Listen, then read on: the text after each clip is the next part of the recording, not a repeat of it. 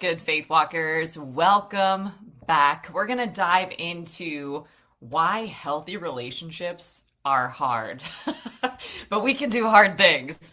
I've had a mentor say that the best thing about life is relationships, and the hardest thing about life is relationships because people are truly what bring beauty to our lives, but they also can be who challenge us the most as well, right? So this is going to be about becoming the kind of person healthy relationships can grow around, because what we often miss when we are so trained to look outside of ourselves is that we are actually people that can produce health and contribute health and need to be on the lookout for health, right? So that is what we are establishing. That is what we are advancing. So the big idea that we're going to dive into together today is that healthy relationships are not built by finding perfect people. And in fact, we will fail every time if that is our metric, if that is how we are measuring progress in relationships, just by who is perfect around us, who never unsettles us, who never challenges us, who never corrects us,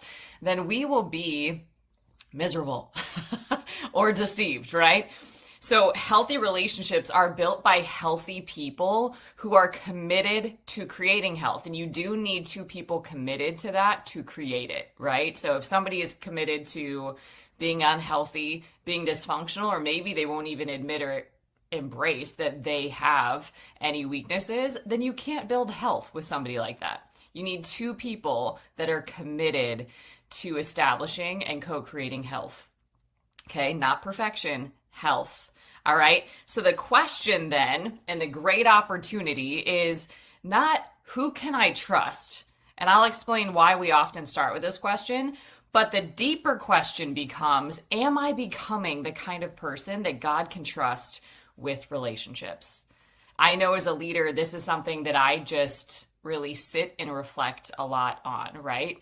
Who are you that God sends people and trust you with their minds, with their hearts, with their souls, with their emotional experiences? That is a whole lot of responsibility. You have the power to really destroy and hurt somebody as much as you have the ability to build them up. I like to think about the same tongue that can speak blessing also can speak cursing. You have so much power all of the time, but we're not thinking and reflecting on how powerful we are and the consequences of that if that's not cared for and well trained and well intentioned. Okay, so we're going to talk about why healthy relationships are so hard. Okay, but that is not why you run from them, but it is an opportunity for you to become somebody that healthy relationships can just naturally grow around. Okay, so let's go ahead and dive into this. If you want to invite people here, that would be great for them to hear this and encourage them and strengthen them in a relationship as well. Anybody that is in a relationship, whether that's with themselves or other people, anyone who is a leader, a parent, right? They can benefit from this message. So go ahead, take a minute to subscribe and share. Thank you in advance for that. Okay, so there was a season, I remember this very vividly, as I'm sure you have seasons in your own life, where I kept asking, who can I trust? Who can I trust? And this was because I had really learned some fragmented ways of being, right? I had learned some things that did not serve me, like how to keep the peace, like how to not disrupt the status quo, how to please other people. And so I started in time to realize that that wasn't right. Like those things were trained, but they were not creating peace in my life. They were not creating health in my life. They were starting to sabotage my very life. And so I started to become resistant to those things, but I didn't know the better things to do yet, so I wasn't trained to do them. And so eventually I started losing trust with myself, because as your identity shifts, so do you, right? And if you do not have a firm identity. If your identity is not rooted and grounded and founded in Christ, right, then it's susceptible to be shifting all the time, which means you're shifting all the time and you're double-minded and unstable in all of your ways. And so I had, in short, lost trust with myself because of a lot of brokenness around me, and then a lot of relational patterns that I kept seeing being reflected back to me. So what I had to do was I had to look at that and say, okay, what is my part in this and who can I trust? Because if I can't trust me, and I can't trust other people, and I don't really know God and I can't trust God, then who can I trust? Like, life becomes a really scary place when you don't have big trust, okay? So I needed, in that season when I was really being healed, set free, and delivered from a whole lot of trauma and heart wounds, right? When I was being purged and cleansed, if you will, and God was performing heart surgery on me is the best way to describe this, I started going through these questions with the Lord, which is really necessary. Show me who's safe, God. Show me who's dangerous, right? Show me who's healthy and show me who's not. Okay, these were things that I just naturally wanted to ask because I wanted to protect myself. I had endured a lot of pain. I wanted to avoid that at all costs. And that is human. And some of you might find yourself right there, right? But it wasn't necessarily spiritually mature, emotionally mature, mentally sound. And there were some flaws in that. So instead, God kept asking me a different question. And he kept saying, who are you becoming? Who are you becoming? And I'm like, who can I trust? And he's like, who are you becoming? And I'm like, you're not really answering my question. You're answering my question with a question, which is really interesting, right? So what I found is before we ask God about anybody else's heart, we have to invite him to search our own. Okay, and David is such a great example of this. You see this all throughout the Psalms, but there's one specific one, which is Psalm 139:23, and he says this, search me thoroughly, like literally evaluate my innermost being, all my innermost parts, right? Search me thoroughly, oh God, and know my heart. Like, I don't even know my heart. Search me thoroughly and know my heart. See if there's any wicked or hurtful way in me, and lead me in the way everlasting. So when we have been a bully to ourselves, or when we participated in self-sabotage, right? When we haven't been walking with our Lord and Savior, when we haven't been dependent on the Lord, when we haven't known him as a father and let him lead, guide, and establish us, we've been letting other things lead, guide, and establish us. Okay? And so that makes it really hard then to know what is right and what is wrong. And we need God to help us know that and discern that. We don't know what is good, what is noble, what is praiseworthy, right? What delights God's heart until we start developing a relationship with the Lord, okay? So healthy people, though, begin with awareness. They begin with self-examination. So healthy people stop looking outside of themselves and looking to point fingers and looking for someone to target or looking for someone to blame or looking for somebody that they can just project their stuff onto to dodge responsibility and accountability. They actually flip that script entirely and look at themselves, but they don't do that by themselves because they know if they look at themselves by themselves, they won't get the right evaluation. So healthy people self-examine with the Lord, because the Lord will show you what is blocking his nature in you so that you can repent for that, release that, okay? So that he can set things right so that you can walk uprightly, okay? Now, as we move into this, again, why are relationships so hard? Well, that right there makes it pretty hard. When you've been hurt, then you often have a foundation that is not solid. It's unstable. Right? And then you look for stability outside of you and are disappointed all the time. And so God has to create stability in you so that you know what your home base is. You know what safety is. You know what security is. You know what trust is before you can really start embodying that and demonstrating that and recognizing it and co-creating that with other people. So there's a process here, but it starts with self-examination so you can see things clearly. Not from all of the chaos, but you can start moving and sifting through the chaos and see clearly, okay?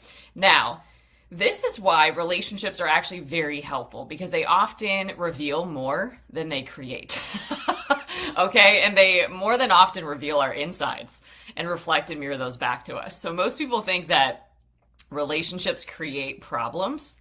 Okay? Like if I just remove this person, if this person would just behave this way, then, right? That's sort of the setup. However, relationships often just reveal problems that currently exist or opportunities to heal, to grow, to strengthen something that's currently weak. Okay? And that's not a source of judgment, of condemnation, of guilt, or of shame. It's just an opportunity to see things as they are, not as you want them to be.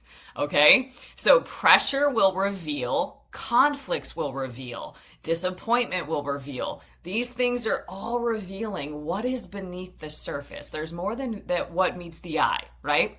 So James writes it this way in James 1, verses 2 through 4. The testing of your faith produces endurance so that you may be perfect and completely developed, lacking in nothing.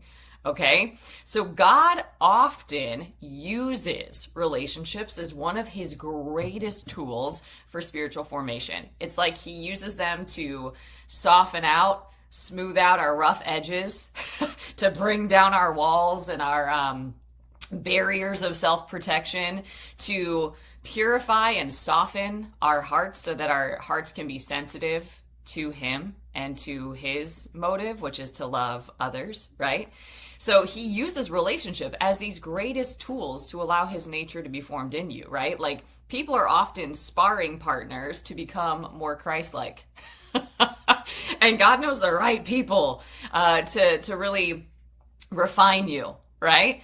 So just like squeezing an orange doesn't create orange juice, right? It's revealing what is already inside the orange. Okay, so when you think about squeezing an orange, that doesn't just automatically create the orange juice. Okay, it reveals what's already inside of the orange. So when you get squeezed, when you get stretched, when you get twisted, what starts coming out of you? That's often what relationships will reveal.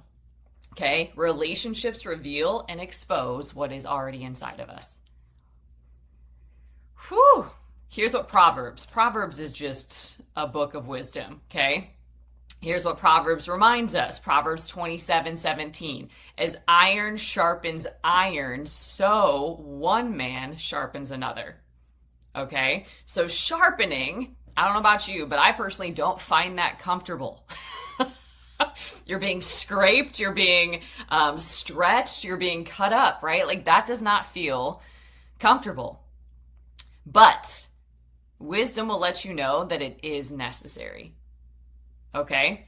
So love requires, what makes relationships hard is that love requires more maturity than most people realize, and that scares most people because most people, whether they like to admit it or not, they like the idea of things, not what those things will actually require of them. So they like the idea of truth. It sounds good, but I don't like what the truth is going to require of me. I like the idea of having a healthy relationship, but I don't like the idea of what that's going to require of me, who I'm going to have to become to co-create that, what I'm going to have to consistently do to nurture that, to develop that, to pour into that, to establish that, right? Like they don't just happen like a snap of a finger, yet somehow we think it's like a microwave. We just put something in there and poof, it happens, right? But that's not how anything great happens and anything of any depth happens. There is consistency, there's contribution, there's intention, there's nurturing, there's development, there's a process, and that evolves over time. That's why trust takes years to build and seconds to break. That's very sobering. So love requires more maturity than most people realize, and people committed to not growing, not self-examining, because you have to have a lot of courage to self-examine. You have to have a willingness to look inside and be humble, be honest, be transparent. And that's scary. That's scary if that's not a current value or if you've never done that before, because it can feel like exposure. Like if you know that you're not healthy, you usually want to hide that from people. especially if you value perfectionism. If you get exposed for not being perfect, your whole identity and ego will fall apart. And that feels like death, and it is, right? But that is necessary to be free sometimes. So not everybody is willing to look within. Not everyone with their free will is willing to endure the process required to be mature and to go on to maturity. So as much as they like the idea of things, that doesn't automatically mean that they will embrace the work required. Most people avoid this inner work, okay? Because it's hard. It's the hardest thing you'll ever do. So to make that more complex, most people weren't taught healthy relationships, and that wasn't modeled to them. And even if they came from beautiful households and had a beautiful upbringing, and maybe they did see some health, they're not trained for how to handle the lack of maturity, the lack of health. They don't know how to manage those things because they've only seen health. So they know what to do in healthy environments. They don't know what to do in dysfunctional ones, right? So not that one is better than the other, but we have to understand that there's complexities that require maturity, that require wisdom and discernment, whether you come from health or unhealth. Okay, you have to be committed to learning and to growing no matter where God plants you. Okay, so most of us, though, didn't see really great examples, and we have the opportunity to become them. But where this is challenging is we were taught survival, and we developed skills and tools that worked against us, right? Like self-sabotage was a tool, a strategy, if you will, to survive in an environment or reality that was too painful to be in. So we started sabotaging ourselves in order to sustain the complications of that environment. However, that's not a life strategy. That was a trauma strategy, right? So that doesn't help us when we need to be able to thrive. The skills and the tools that you develop to survive will not be the same skills and tools that you need to thrive, right? What you learned to tolerate in unhealthy relationships, you have to learn to release, to repent of, in order to learn new skills to be in healthy relationships. Because healthy relationships are not built on tolerating dysfunction. They're built on co-creating health, and that's a totally different objective, okay? So when you're taught survival, you learn things like keeping the peace, not confronting things in love. You learn avoiding conflict, not getting radically honest, right? You learned to rescue people, not to let them actually use their free will and experience the consequences of that. You learned how to control outcomes rather than to allow outcomes to evolve, to contribute to them but not control them. You learned how to people please rather than to truly value people. You learned how to withdraw instead of being transparent. You learned how to pretend instead of being authentic, and being vulnerable and letting people see you, all of you. Parts that are weak, parts that are strong, parts that are messy, right? You learn to just pretend and put masks all over that. And those are survival strategies. And they worked for a time, but it takes a rare one to have the courage to say, I forgive the part of me that embraced that as love, that embraced that as health. And I repent for those things, and I'm committed to walking in love, to walking uprightly, and to learning new skills and modeling a new way by God's power and for his glory, because you can't do it apart from God. So survival strategies don't necessarily equal, all right, relational maturity. And this is why we can go from relationship to relationship, job to job, one environment to another, church to church, whatever it happens to be, and still not grow and evolve, still experience the same complications everywhere, and then blame the people, blame the environments, blame the ministries, blame the leaders, instead of actually taking a hard look at yourself and seeing yourself perhaps as the common denominator in all of those things. Because if you keep arriving in dysfunction, maybe, just maybe, you like it more than you think you do. Maybe you've trained yourself to somehow crave it and to enjoy it. Otherwise, you would stop finding yourself in it. You would stop accepting it, stop tolerating it, stop devoting your energy to it. Okay? So Paul describes something very different than survival strategies. Here's what he says, Ephesians 4:2-3, with all humility and gentleness, with patience bearing with one another in love, making every effort to keep the unity of the Spirit. That's the work, not to defend your points, not to be right? But to keep the unity of the Spirit, to walk with humility, walk with gentleness, walk with patience. You can't be reactive. You can't be super moody and emotional. You will destroy things that way. Walking in love requires more effort and maturity than you realize. And he says, make every effort. Make every effort. Like, this is the work. This is the work, and it will have its way with you. And it will produce the fruit that lasts, the fruit that remains. It's building unto eternity, not just for instant pleasure and gratification. Okay? So healthy relationships require intentionality, and you have to self-examine before you're going to know how to move in these different situations. Later, he also says this in Colossians 3:12. He says, clothe yourselves. Like, I actually like thinking of putting on some sort of robe, right? Clothe yourselves with compassion, with kindness, with humility, with gentleness, with patience, forgiving one another. Beyond all these things, put on love. Put on love. So love isn't merely something we feel, it's something we intentionally put on every day. And it's something that we can intentionally choose one day at a time, one step at a time, in a moment at a time. And it's essentially what Jesus says, choose this day whom you're going to serve. Are you going to serve God? Are you going to serve the mission of love? Are you going to serve the enemy, who ultimately has a 3-part agenda to kill, steal, and destroy? And if you think and meditate deep down, I don't think anybody ultimately wants to kill, steal, and destroy another person. Not a healthy person anyway. And you don't get anywhere by doing that. In fact, you are sowing seeds. You are sowing seeds onto a harvest. And that's just not a good thing to get good at. You do not want to get good at killing, stealing, or destroying. But bearing one another up, right? Loving one another. Spurring one another on to love and good works. Now, if you keep seeing patterns around you where people are not choosing this, that doesn't mean demonize the person. That doesn't mean gossip and slander this person. That does not mean tear this person down.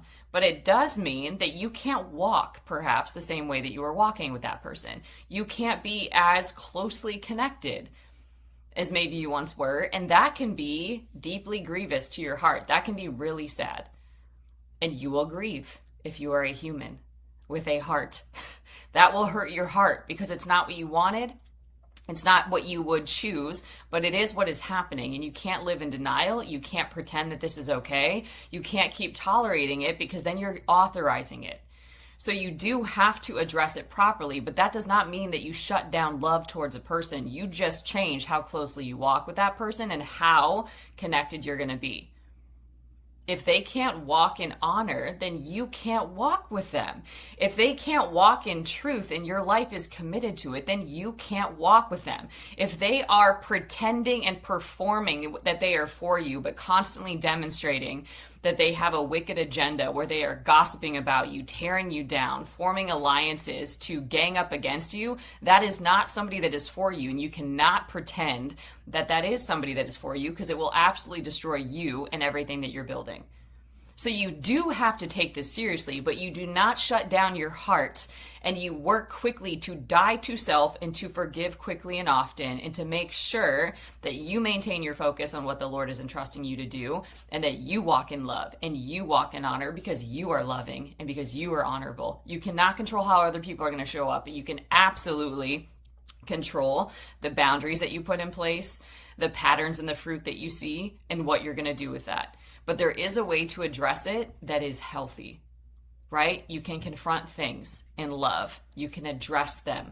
You can go to the person and bring out that issue before the person, right? You don't have to plaster it all over the internet. You go to the person and you have a healthy conversation. Now, if this person is continuing to demonstrate these patterns, that's just showing you where they are. That doesn't make them good, bad, right, or wrong, but that lets you know how closely you can be walking with this person. And you do have to be clear on what your role and what your assignment with people is.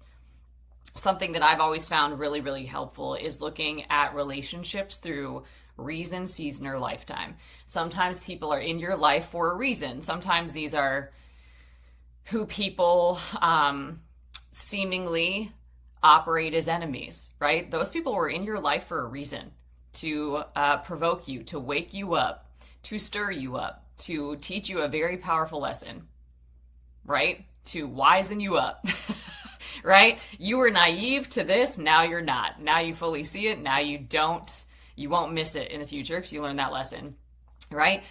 Some people are in our lives to humble us, right? And we learn from our mistakes, and sometimes those are the biggest lessons that we can learn, right? So people can come into your life for a reason. Sometimes they're in your life for a season, and not all seasons are permanent. Seasons change, right? So they are in your life, like the people that were in your life in the darkest season, maybe they're just in that your life to help you get through that healing season.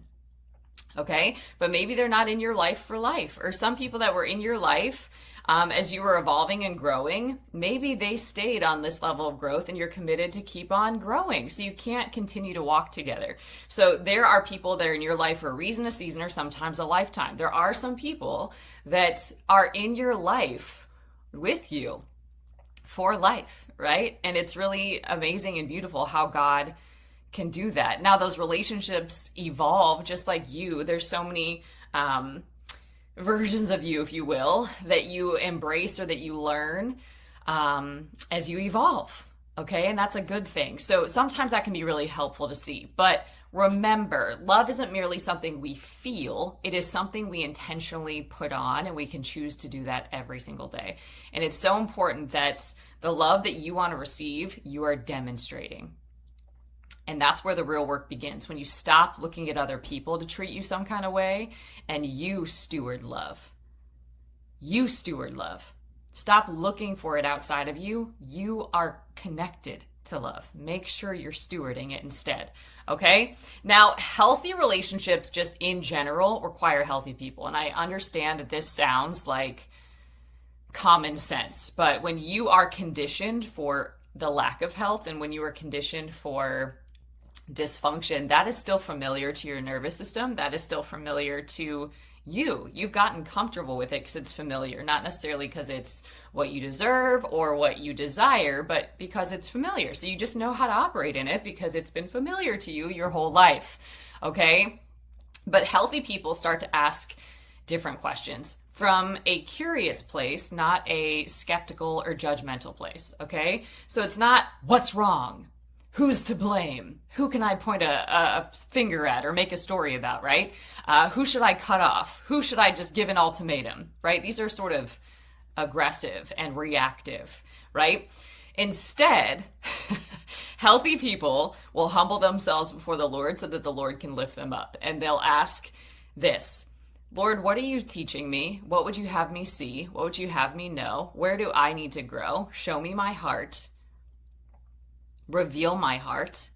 Where do I need to repent? And they're quick to repent and they're quick to forgive, right? You can forgive because you've been forgiven much. So you are asked and required to forgive. Jesus said, Matthew 7:3, why do you look at the speck in your brother's eye, but you do not notice the log in your own eye? This is sort of like people, I don't know if they still do this, but they used to say when you point a finger at somebody, you have three fingers pointing back at you. So you're usually, in a sense, more at fault than the one finger that you're pointing at other people. Like, you got more going on than what you're trying to blame somebody else for. So why don't you look at what's going on with you before you get so bold in your mission to attack somebody else? Right? So healthy people will examine themselves before evaluating others. Like, can you believe what that person did, how they're showing up, what they're doing, right? Like, before doing that, healthy people won't do that. They will look at themselves and be like, oh, wow, like I'm seeing this tendency to do this, or I'm seeing that I'm starting to get emotional about this, or I'm seeing that I'm starting to think these really heavy, burdensome thoughts about this. Like, they will self-examine, okay? Before they will get busy about evaluating anybody else. David said, search me, know my heart, lead me, right? This is checking yourself before you wreck yourself and other people. Because what unhealthy people will do is avoid this work entirely. Instead, they will just defend, okay? And they will create stories or they will blame. So it's almost the game of hot potato. As long as I just get it off of me and I make somebody else wrong, then I don't have to look at me. I don't have to self-examine. I don't have to get uncomfortable. I don't have to admit that I have any sort of weakness going on. Their ego can't handle that, right? And ego, I define that as edging God out. The more you stop edging God out, the more resilient you become, the more humble you become, the more moldable and pliable in God's hands you become, because your ego is directly, right, in the way of you depending on God and you obeying God, because it's protecting an image, right? But you don't need to protect that image when you're secure in Christ, okay? So unhealthy people will defend. Healthy people instead will invite examination. They might even seek wise counsel, so people that can actually see them and that they love them and they trust their counsel, okay? Now, here's a way to self-examine, okay, when it comes to relationships. Can you tell a story about a situation without making yourself the hero and somebody else a villain? So sometimes when we're hurt, we make the other person the problem. We make ourselves the victim, okay? And we make them our enemy. And people are not your enemy. People are not your enemy. People are not your enemy, okay? So one of the greatest indicators of emotional maturity is this. You can tell the story without making yourself the hero, without making yourself the villain, without making anybody else a villain. You can just tell the story neutrally, because every conflict has more than one perspective. There's always more than one side to a story. That's why when you see a documentary, for example, you're seeing one side of a story. When you're seeing the news, you're seeing one side of a story. You're never seeing the full picture, and it takes research, it takes work, it takes effort to get the full picture. And we're only going to know parts of it. And so that's why we have to, for example, if you hear a rumor, are you quick to believe the rumor? Did you even qualify the source? Did you go to the person that the rumor was about? That's just a Selah moment, okay? So can you tell a story without making yourself the hero and everyone else a villain? Because every conflict has more than one perspective, all right? Proverbs says this, the first one to plead his case seems right. The first one to plead his case seems right until another comes and examines him. Holy Moses, that's just straight Bible, right? The first one to plead his case seems right until another comes and examines him. So my translation of this, my revelation of this is usually the person who has behaved the worst, or the person who is sort of villainizing somebody else or blame shifting or projecting. They tell the loudest story and they try to quickly establish a narrative. When healthy and mature people can see this happening and sometimes have to be silent while it plays out. They have to operate in meekness and be silent. The Lord will fight for you. You need only be still. So that looks like you're naive. That looks like you're careless. That looks like you are weak. Not so. Meekness is not weakness. It's wisdom. It's a fruit of the Spirit. And that's evidence that you humbled yourself before the Lord, because you absolutely could defend yourself. You absolutely could set the story straight. You absolutely probably have ways that you could hurt somebody. But you're not positioning yourself to do that, because that's not who you are. That's not your role in that person's life. That was never your character or your objective in the first place. So what do? You don't worry about your reputation. You let the Lord take care of that. Does that make sense? But the person that's usually up to no good will expose themselves. They will overplay their hand because that's what partnering with the enemy does. The enemy always overplays his hand. Whatever is in the dark will absolutely come to the light. But you have to have a whole lot of wisdom, discernment, self-control, and restraint to allow yourself to be gossiped about, to have people libel and slander you, to have people create stories about you and come for your character without you needing to set every record straight, to defend your name, or to go after every misconception that's floating up about you. Let it air out. Let it rise. Let it rise. Because eventually, people of health and of character and people that actually know you will start to see the source of that, the motive of that, the nature of that, and that it's not true.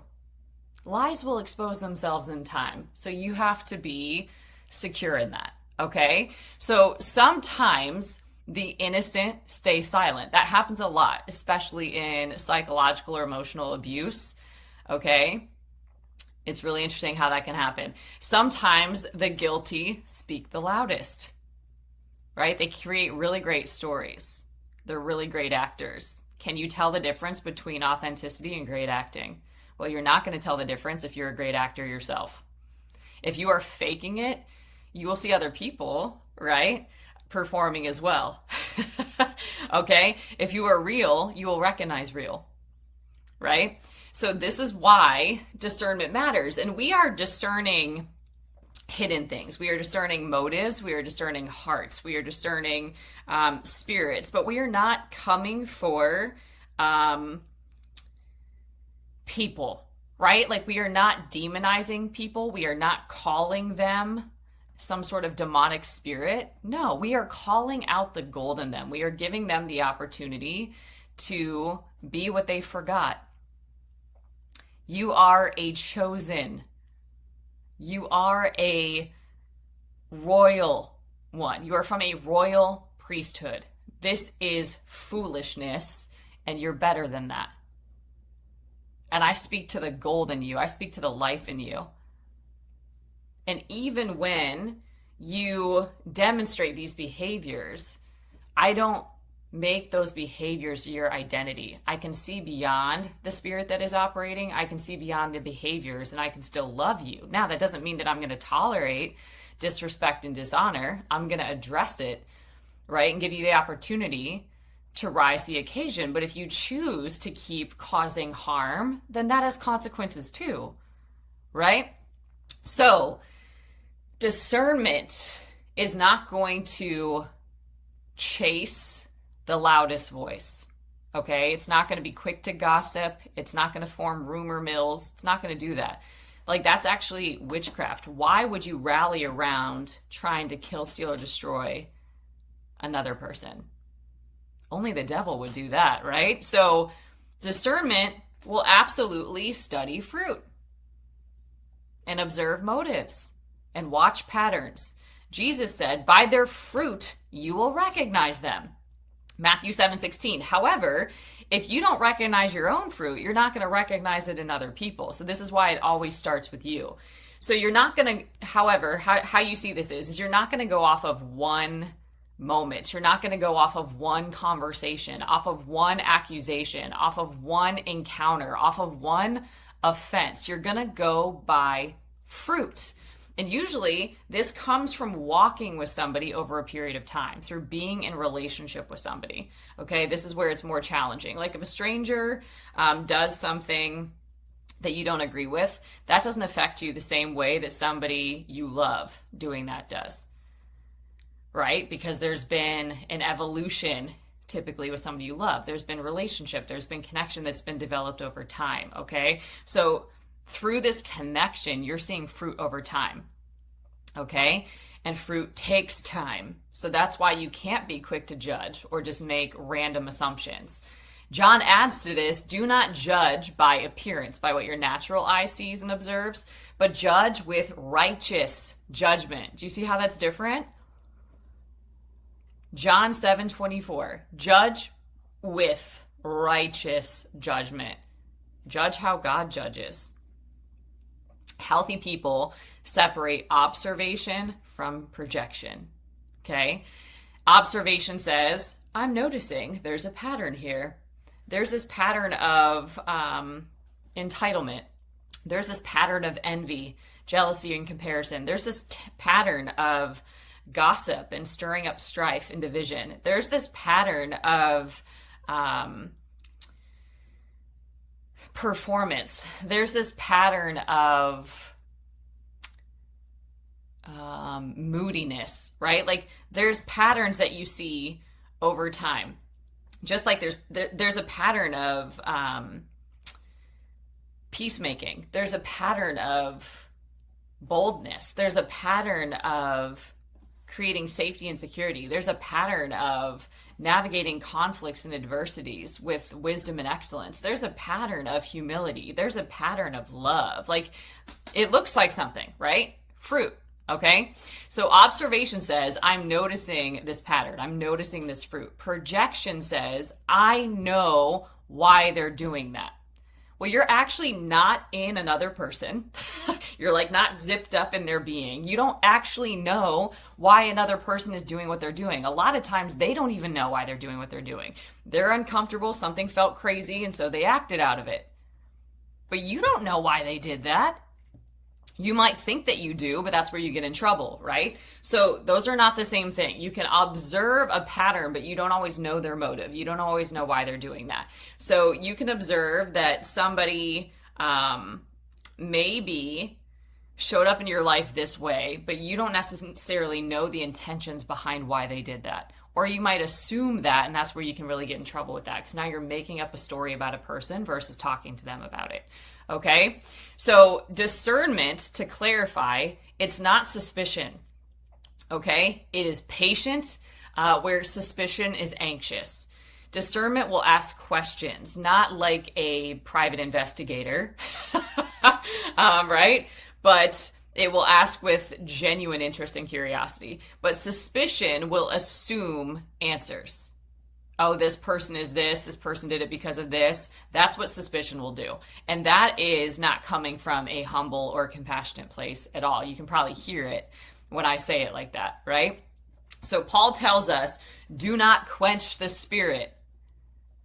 Do not quench the spirit. Do not despise prophecies, but test all things carefully. Test them carefully. Like, what is that? What is going on in me? What is my thought about that? Does that agree with the truth? Is that true? Can I absolutely know that that's true? What is this emotion revealing about what's going on in my heart? Like, that takes a lot of work, okay? So you have to test all things carefully and hold firmly to that which is good. It's going to be so easy to cling to what is not good and to hold fast to what stirs up strife and division. That is not what you want to hold fast to. This is 1 Thessalonians 5:19. So notice that the scripture does not say believe everything or reject everything. It's not hot cold like that, right? Wisdom is for gray areas. It says test everything. Proverbs says this, Proverbs 18:13. He who answers before he hears the facts, it is folly and shame to him. Lord have mercy. He who answers before he hears the facts, it is folly and shame to him.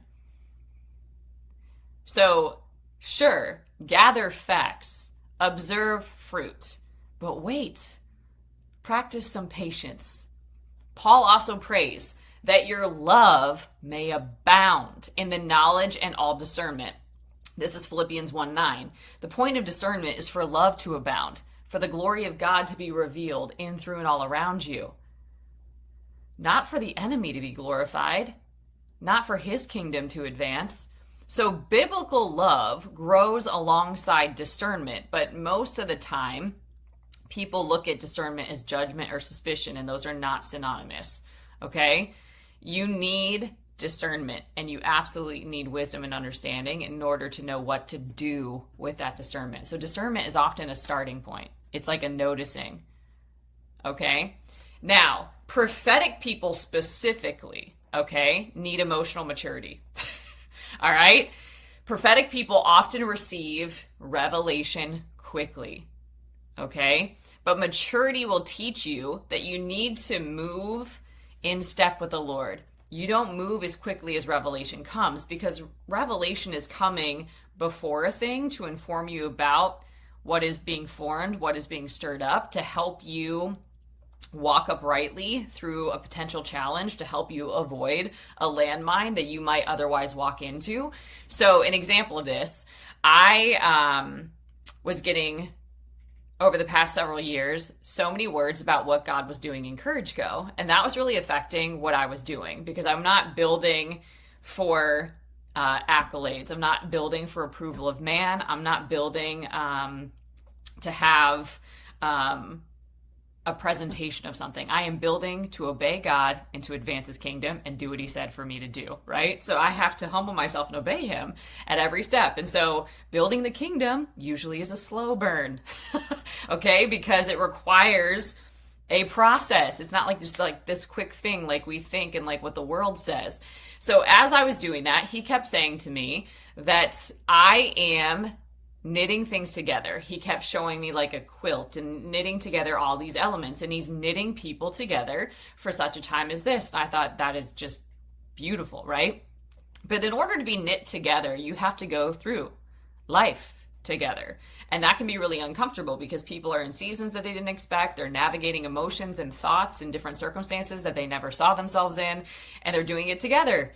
And that can be messy before it's miraculous, right? And so that can be really tense and really difficult to do, especially if you haven't developed skills yet, or you don't have the tools to navigate that well, right? So the Lord is telling me this because he wants me to know that the mission that he's on, to partner with me, you need to be on the mission of knitting people together in love, growing and maturing in love, making sure that we are walking in unity in the Spirit. That's the mission. Now, what started happening, right, that I'm sure maybe on the outside it looked like I was oblivious to, was gossip, was rumors, was attacks against character, was slander, was bullying, was side conversations, and kind of people ganging up, was legal battles, like people trying to steal, was people actually plagiarizing and stealing content and trying to create things with it as if that were their own. There were so many things that were trying to create strife and division, right? To get me off mission.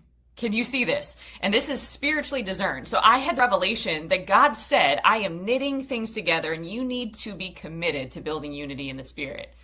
Okay? So that means when I see the opposite spirit, I'm not going to partake in those things. I'm not going to give those airtime. I'm not going to let those affect me or get me off course. Now, I'm going to be aware of them. I'm going to notice them, and I'm going to be praying about that, and I'm going to be asking for the wisdom to know what to do. Sort of like when you're in a battle, you keep asking, what's the strategy, Lord? Do I advance? Do I not advance? Like, what do I do? And so you have to be very intentional and do that all the time. But from the outside, people don't know what's going on. Right? And they might think that you're weak, that you're naive, that you have no idea what's going on, right? But when you are spiritually attuned to what the Lord is doing, you see a lot more than people in the natural see. Okay? But what you do with that is going to be really important, and that's everything, right? So in order to maintain unity, you have to be partnered with unity. You have to be focused on unity. In order to maintain love, you have to be overflowing in it. In order to stay pure, you have to constantly humble yourself before the Lord, and you have to let him prune you and refine you, and you have to grieve things, and you have to let different emotions be processed through you, and it takes a lot of maturity to do that. And all of that is happening with your wonderful counselor behind the scenes, because his mission is everything. Does this make sense? So revelation, you might receive that quickly and be like, oh, goody, right? But then often the enemy works in direct opposition to that revelation. So maturity will teach you not to move as quickly as the revelation comes, to be in slow and steady, right? Turtle power. Okay? Habakkuk reminds us this, write the vision, though it delays. It also says in other versions, though it tarries, wait patiently for it, for surely it will come to pass. Okay, so you have to be committed to what is coming to pass, not what the enemy is trying to stir up. Because if you get distracted by what the enemy is doing, right, you'll be swept up off mission. Kind of like Nehemiah, as he was building the wall, as he was committed to God's assignment, he had all this warfare and all this opposition telling him to get off the wall and to get off his assignment, and he refused to come down. He stayed on the wall. He kept building. Okay, so I knew what I was supposed to do, but that didn't make it any easier necessarily. That didn't make it feel any better. It just made me clear in my commitment and in my intention. Okay, so sometimes the vision is clear, but the timing isn't. And you don't know what you're going to have to endure as you steward the vision. Proverbs warns this: he who hurries with his feet acts impulsively and misses the mark. And we all have fallen short of the glory. We all have sinned, right? Which means we've all missed the mark. Okay? Proverbs 19:2. So the more prophetic you become, the more trained in that gift you become, the slower you should become, the more intentional you should become, the more at peace and at rest in your heavenly seat you should be. You ask more questions. You gather more wisdoms. You don't move the way desperation does. You don't move the way urgency does. You don't move the way anxiety or insecurity does. When you are secure, when you are rooted and grounded in the Lord, you move differently. It's His approval that you're after, and you already have it. So you're not trying to quickly move into things that are none of your business, because those things will take care of themselves because the Lord fights for you. You need only be still, right? Proverbs 3:5 says, trust in and rely confidently on the Lord. So you don't want to trust in what you see. You don't want to rely confidently on all the information that you can gather. It says, trust in and rely confidently on the Lord, and He will make your path straight. So you're going to see all this stuff maybe blowing up around you, okay? Or even people rising up against you. However, you need to trust and rely confidently on the Lord, okay? And He will make your path straight. So with Courage Co., there were many things that had to be confronted legally. And one of them was for just Courage Co. itself. And that felt intense, as you can imagine. When you dedicate your whole life to the Lord and to co-creating with Him, and somebody positions themselves as an enemy in your life and tries to destroy that, that can feel shocking to you. That can feel very confusing and complex to you, because you wouldn't want to do that to anybody else, and you don't understand why somebody would position themselves that way against you, right? In this time, I really just sought the Lord, right? Like, Lord, what would you have me do? I'm aware that this is happening. I don't like that this is happening. There's so many other things that I would love to invest the resources that you've given me into that seem to advance the kingdom. However, I really sense strongly that this is not something for me to ignore, and that this is not something that's just going to go away, and that this actually isn't even a fight about what's this immediate focus, but it's about the future of what you're asking me to do. And so that feels a little bit weighty. So what would you have me do, Lord? Because what I'm committed to not doing, Lord, is making this person an enemy. While they are showing up as a bully, to me, I will not match the energy. I will not become like them. I will represent you well by your power and for your glory. So help me God, right? So show me what my position is. Like, what is my battle position? Like, what is my victorious position? Like, how do I need to position myself to see this thing through? No matter how long it takes, because I'm sure it's going to take, especially if it's legal, longer than I want it to, right? So show me what to do. Okay? And so things that He said: do not make this person your enemy. Pray for this person. Pray for their success. Pray for their relationship with the Lord. Pray for their blessing. Now, this seems so crazy, but you're supposed to pray for your enemies and those who spitefully use you. So the Lord was doing something in my heart. If you focus on your enemy, if you're not careful, you become like them. Okay, so the Lord wants you to forgive them in advance. I forgive this person for coming against me like this. I forgive this person for not knowing what they do. I forgive this person for viewing me this way, or for coming against what I've worked so hard to build and establish with the Lord. I forgive this person, and I pray for this person. Every time a ping of anxiety or a ping of fear or anger or frustration would come up, this is what you do.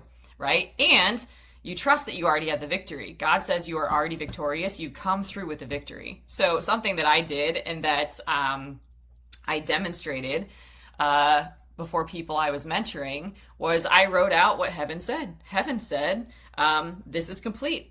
This is what happened. And so I made a post about it, and I wrote heaven's decree. And it was powerful and effective, and people believed it as if it was already true. And I said, we're just waiting for the natural to catch up, but this is the position. If you want to pray for me, if you want to partner with me in this, if you want to cover me in this, if you want to walk with me through this, this is the position. What I cannot allow room for is fear, doubt, insecurity, or anxiety. And I'm going to be trusting God with the provision, right? Because that's not what I planned to spend all this money doing, right? And it even assumes that I had that kind of provision to be just constantly pouring out into a legal battle. Right? It takes faith when you don't have provision for a thing and you also have to fight for a thing. It takes faith even in that position to keep investing and sowing into other people and advancing them when you actually need that. Right? That's where it takes faith, when you don't necessarily have overflow, yet you continue to overflow for other people. It's a test, and God is testing your heart. So in this time, right, I'm trusting in the Lord, relying confidently on Him, that the victory is already complete, that my heart is going to remain pure, that I'm going to come out better for this, and that I'm going to learn lessons about this, and I'm going to testify.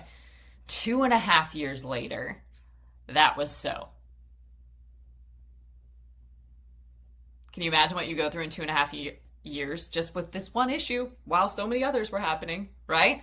And issues that, again, people will never see, but how you steward them is everything. You can only steward them well if you are trusting in and relying confidently on the Lord. Those who fix their eyes on the Lord will remain in perfect peace because they trust in Him, right? Big problems can create big trust. They also lend themselves to great faith if you're embracing God's process, okay? Now, when it comes to relationship, the other thing that you have to pay attention to is loyalty versus stewardship. I think the world often teaches, sometimes families of origin teach this too, this like blind loyalty, this blind trust. But God teaches us stewardship, okay? So sometimes we are loyal to things that the Lord has already left, and that's actually what is getting us into trouble, okay? We are loyal to relationships, we're loyal to systems, we're loyal to business models, we're loyal to strategies, we're loyal to churches, we're loyal to ministries, we're loyal to people, places, and things that God has already left. Ecclesiastes reminds us in chapter 3, verse 1. Here's what it says. There is a season and a time for every matter under heaven. So Isaiah declares, do not remember the former things. I'm about to do a new thing. Isaiah 43:18. So sometimes stewardship changes, okay? That doesn't mean that love disappeared or that it wasn't real, it wasn't genuine, okay? It means the assignment shifted. Different. So like Abraham, Genesis 12:1 says, go away to the land which I will show you. Obedience requires movement, and sometimes that's leaving people that you never thought you would leave, leaving places that you never thought you would leave, leaving ideas that no longer serve you, releasing patterns that are no longer profitable for you, so that you can embrace the new things that God is doing, right? So with that, you have to know that love doesn't require pretending, and it's important that you know that. So as things shift and change, sometimes we want to pretend that it's okay or deny things that are no longer okay.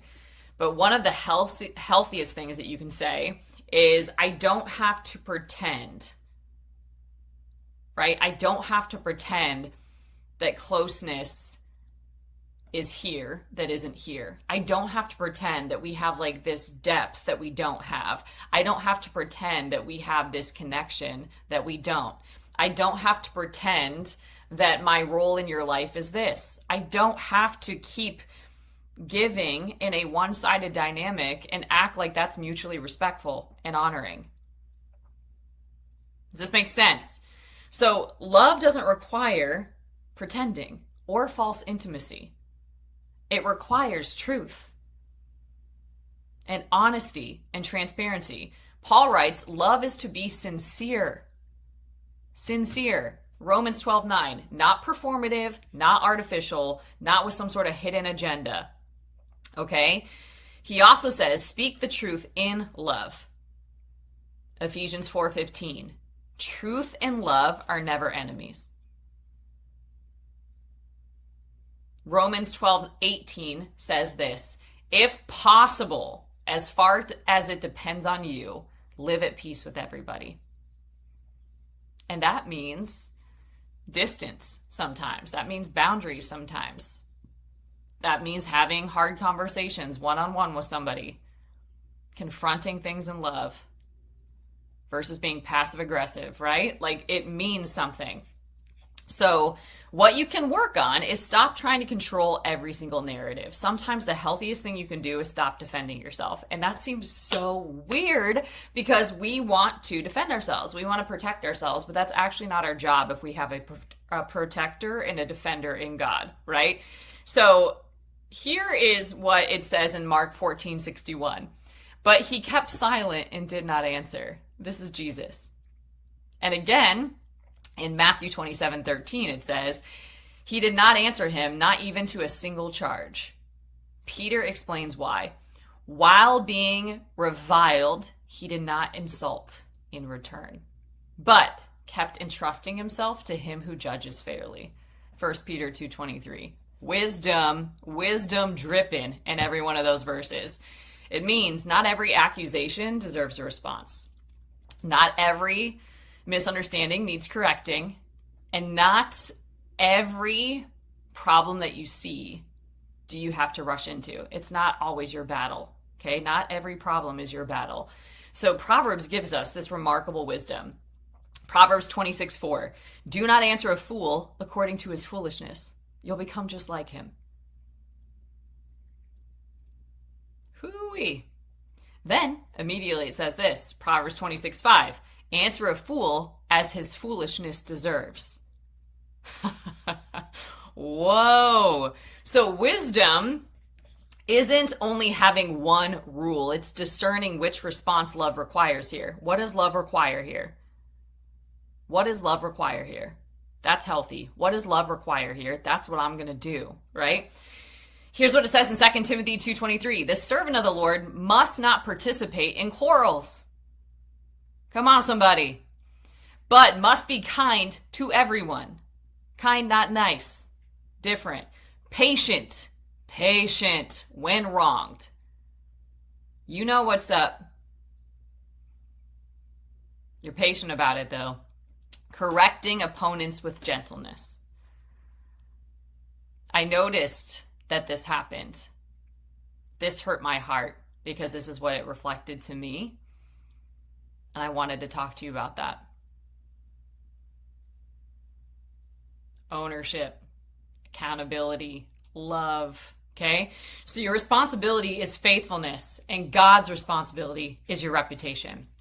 Now, how then, a lot of this is helping you, but how do you become the kind of person healthy relationships can grow around? Well, it comes back to fruit. John 15:4, remain in me. He who remains in me bears much fruit. It's just going to happen. But what we do is we start operating apart from God. Okay? Healthy fruit always grows from abiding. It's just a natural process. Paul describes that fruit like this. Galatians 5:22, the fruit of the Spirit is love, joy, peace, patience, kindness, goodness, faithfulness, gentleness, and self-control. You have to determine and decide in advance that that is going to be one of those fruit. All of that fruit is going to be what you produce. No matter what comes against you, the trials and tests of many kinds, the adversities, the people that rise up against you, you are going to produce the fruit of the Spirit, and you can't do that apart from the Spirit of God. You have to walk according to the Spirit of God. Jesus concludes here, Luke 6:44, each tree is known by its own fruit, right? Bad fruit drops on its own. You don't have to go shake the tree. You don't have to go pluck it and prove it. You just let it fall on its own. Okay? So each tree is known by its own fruit, not by charisma, not by gifting, not by influence, by fruit. Okay? By fruit. Like, just because you have outcomes doesn't mean that God is endorsing or authorizing them. Fruit. Fruit. Okay? Micah summarizes the life God desires here. Micah 6:8. To act justly. This is what you self-examine for. Are you acting justly? To act justly, to love mercy, and to walk humbly with your God. Is that what you're doing? Is that what you're doing? Is that what they are doing? Right? You might see them not acting justly. You might see them not operating in mercy. You might see them not walking humbly with God from your estimation, but only God knows their heart. Okay? So you don't want to get caught up in focusing on that. You want to focus on what you actually have control of and what you can work on with the Lord. Are you acting justly, even when being treated unjustly? Are you loving mercy when it's needed most? Not when it's easy to be merciful, right? Are you walking humbly with God when you would rather choose pride or your ego or something else? That's the kind of person healthy relationships can grow around, because you become stable, you become consistent, you become trustworthy, and people start to see, even if they test you and try you as often as they may, that you are determined to look like Jesus no matter what, and you demonstrate it over and over and over again. Are you human? Yes. Are you imperfect? Yes. But even when you make a misstep or you miss the mark, you make it right, and you go out of your way to do so, which is still demonstrating the nature of Christ. That makes you stable. That makes you trustworthy. That makes you consistent. People can rely on that. They can count on that because they've seen that consistently over time. But that takes a whole lot of effort and maturity that most people will not devote themselves to, because that is a choice to devote yourself to that. It is not random. People don't just end up healthy randomly. They train it. They practice it. Okay? So this is the real question. Not simply, who can I trust, but am I becoming the kind of person whose life is consistently bearing the fruit of Christ? That's my business, and I need to work on that business every single day. Because healthy relationships do not begin when we find the right people. That's the greatest lie. If I just find this person, or if they just find me. No, be that person. Be that person. Healthy relationships begin by becoming the right kind of person. That changes everything. So if this message is challenging you, pay attention to that. Pay attention to that. And if it's doing that, I also invite you to grow in community. One of the things that I found is that you can get access to great information. You can get degrees, and I've gotten several of them. You can go get certified and get many certifications, and I've done that too. You can keep reading books. You can keep going to conferences and seminars. You can keep growing. All good. But if you are not committed to having a space where you are held accountable to that growth, where you don't have people that are actually mentoring you and walking with you, that growth is hard to sustain. Like, think about how many things that you've done where you went and you paid a lot of money, you got a lot of information. Are you even using that today? Think about all the books that are on a shelf. It's shelf help, not self-help, right? Like, it's helping the shelf, not you. That happens a lot. We actually need people that are committed to walking with us, that are committed to spurring us on to love and good works. And I think if we're honest, that is so rare right now. We do not have people discipling and mentoring and building other people up and holding them accountable to their greatest self-actualization in the Lord. But that is a place that I have deliberately been co-creating with the Lord, and it's called Courage Go. And here is where I help leaders grow spiritually, emotionally, mentally, and relationally so that they can become the kind of people that God can trust with greater influence and with people. And if you've been wrestling with questions about discernment, about boundaries, about healthy relationships, I invite you inside Courage Co to join me for a live masterclass. We do live training in coaching and mentoring every single month. We've got 2 live sessions. So we are doing one on who can you trust on Thursday, the 16th at 7 p.m. Central Time. And we'll go deeper into how to recognize good fruit, into how to steward relationships wisely, and to walk in biblical discernment without becoming suspicious or cynical, okay? And I truly believe that this will equip you, that this will help you love well, and that this will help you lead wisely and follow Jesus with greater confidence. Because those who are secure souls change the world. And that's my aim, to help you be such soul. Okay, so I encourage you, come join us. I'll make sure that you've got all of the links below. I would say if you're committed to shallow living, this is not for you. But if you do want to go out into the deep, for sure, I invite you to start developing and start modeling the way and start pioneering greatness, because you're called to a great life.